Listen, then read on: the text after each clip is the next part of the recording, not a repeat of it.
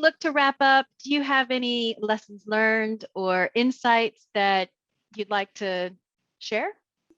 I would say that for anyone who is passionate about AI or data science or just the analytics world, ask yourself maybe a couple of questions when you are developing any solutions leveraging the analytics.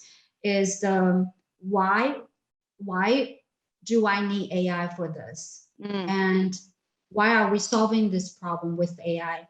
Because I often talk to my team is that we're not building AI for building AI's sake. We're applying data science and machine learning to solve a problem that can be solved through this in an optimal way.